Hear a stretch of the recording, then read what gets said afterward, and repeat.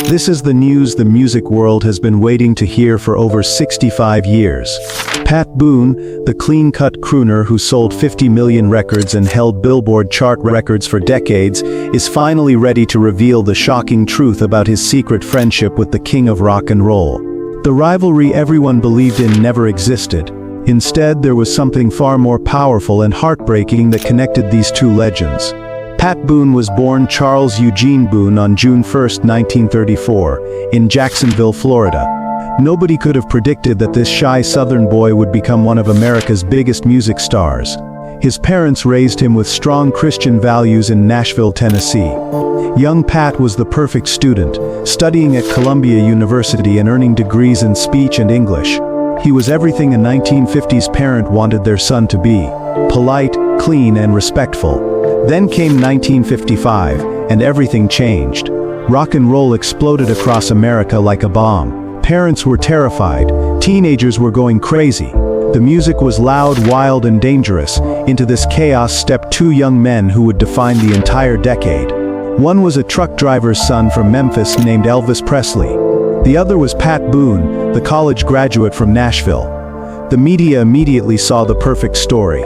Here were two young singers, complete opposites in every way. Elvis was rebellious, sexy, and shocking. Pat was safe, wholesome, and trustworthy. The newspapers and magazines created a rivalry that would sell millions of copies. They painted these two as bitter enemies fighting for America's soul through music. But the real story was completely different.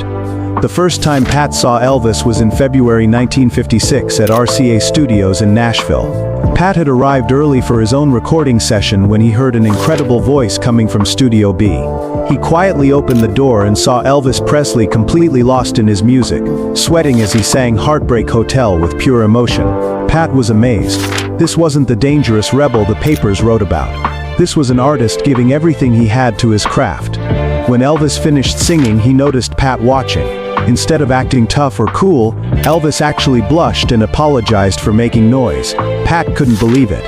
The so-called king of rock and roll was just a shy, polite young man from the South, just like him. They started talking, and Pat discovered that Elvis was incredibly nervous about his sudden fame. He was overwhelmed by all the attention and didn't know how to handle it. That day began a secret friendship that lasted for over 20 years. While photographers captured images of them standing apart at award shows and television studios, the real story was happening behind closed doors. They would meet in dressing rooms, hotel lobbies, and recording studios, talking for hours about their fears, dreams, and the incredible pressure they both faced. Pat's career took off like a rocket. His smooth voice and clean image made him the perfect alternative to Elvis for worried parents. His cover versions of rhythm and blues songs brought black music to white audiences for the first time. Songs like Ain't That a Shame by Fats Domino and Tutti Frutti by Little Richard became massive hits when Pat recorded them. Some people criticized him for this, but others praised him for introducing new music to mainstream America. By 1957, Pat was holding chart records that seemed impossible. He spent 220 straight weeks on the Billboard charts, a record that lasted until the 2000s. He recorded over 2,600 songs and had 38 top 40 hits. His television show, The Pat Boone Chevy Showroom, was watched by millions of families every week.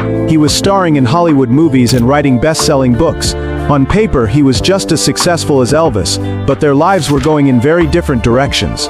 The real turning point came during a taping of The Ed Sullivan Show in 1957. Both Pat and Elvis were performing that night.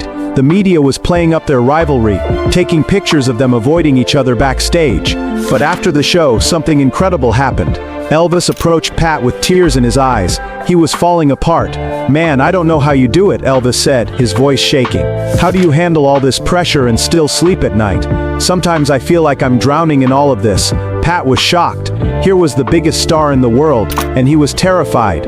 They talked until 3 in the morning about fame, family, and faith. Elvis told Pat things he had never told anyone else. Elvis was desperately searching for meaning in his life.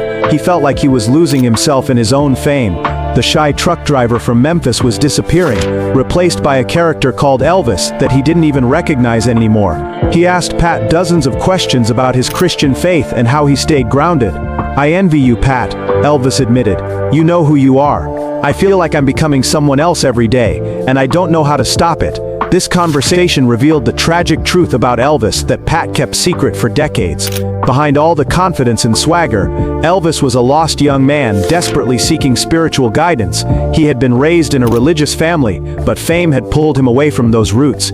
He was surrounded by people who wanted to use him, not help him. Pat realized that his friend was in serious trouble, but he didn't know how to help. As the years passed, their phone calls became more frequent and more desperate. Elvis would call Pat at all hours, sometimes clearly under the influence of prescription drugs. During one call in 1965, Elvis whispered, "Pat, I think I'm losing my mind. Everyone wants a piece of me, and I don't have anything left to give. How do you stay whole when everything around you is falling apart?" Pat spent hours trying to comfort his friend. He suggested that Elvis take a break from performing, maybe even leave Memphis to find some peace. But Elvis felt trapped. "I can't stop," he said. "There are too many people depending on me. If I quit, everyone suffers." Pat could hear the pain in Elvis's voice. His friend had become a prisoner of his own success. Meanwhile, Pat's life was stable and happy. He had married his high school sweetheart Shirley Foley, the daughter of country music legend Red Foley. They had 4 daughters together, including Debbie Boone, who would later have her own hit with "You Light Up My Life." Pat had successfully balanced his career with his family life, something that seemed impossible for Elvis. The 1970s brought the most painful chapter of their friendship. Elvis's addiction to prescription drugs was getting worse. His performances were becoming erratic. His weight was fluctuating wildly. Pat watched helplessly as his friend slowly destroyed himself. He considered calling Elvis's manager, Colonel Tom Parker, or even Elvis's father, Vernon, but he worried about crossing boundaries. This decision would haunt him for the rest of his life. Pat's own career was evolving in positive ways. He had reinvented himself as a family entertainer, writing books about Christian living and hosting television specials. In the 1990s, he shocked everyone by releasing a heavy metal album called "In a Metal Mood, No More Mr. Nice Guy," where he covered hard rock songs in his signature style while wearing black leather. The album became a cult hit and proved that Pat was still willing to take risks and surprise people. The last conversation between Pat and Elvis happened in June 1977, just 2 months before Elvis died. Elvis called unexpectedly, and his voice was slurred and distant. "Pat, do you ever think about what would have happened if we'd made different choices?" he asked. "What if I'd listened to you back in '57? What if I'd found a way to stay grounded like you did?" They talked for over an hour about their early days, their shared dreams, and the different paths their lives had taken. Pat could hear the regret and exhaustion in Elvis's voice. When the call ended, Elvis said something that still haunts Pat today. "Take care of yourself, buddy. Don't end up like me." On August 16, 1977, Pat received the devastating news that Elvis had died at Graceland. He was heartbroken, not just because he had lost a cultural icon, but because he had lost a friend who never found the peace he was searching for. At the funeral, Pat saw the real cost of Elvis's fame. The people who had enabled his addiction were there, pretending to mourn. Fans who had never known the real Elvis were crying for a myth. The family was torn apart by years of chaos and pain. For decades, Pat kept the details of their friendship private. He didn't want to exploit Elvis's memory or add to the circus that surrounded any mention of the king. But now, at 91, he feels he must tell the truth. Elvis wasn't the rebel everyone thought he was, Pat says, his voice filled with emotion. He was a deeply spiritual man who got lost in fame. He had the biggest heart of anyone I knew, but he was surrounded by people who cared more about what he could do for them than what they could do for him. The rivalry that the media created between them was completely fake. In reality, Elvis opened doors for Pat and thousands of other artists. His success proved that popular music could be bigger and more diverse than anyone had imagined. They weren't competitors, they were partners in changing American culture forever. Pat's incredible longevity proves the wisdom of his choices. In 2025, at age 90, he returned to the Billboard charts with One Voices for Tanzania, a charity song to raise money for clean water projects in Africa. He set a new record for the longest gap between chart hits, 63 years, 8 months and 3 weeks. Even in his 90s, Pat Boone is still making music and helping people.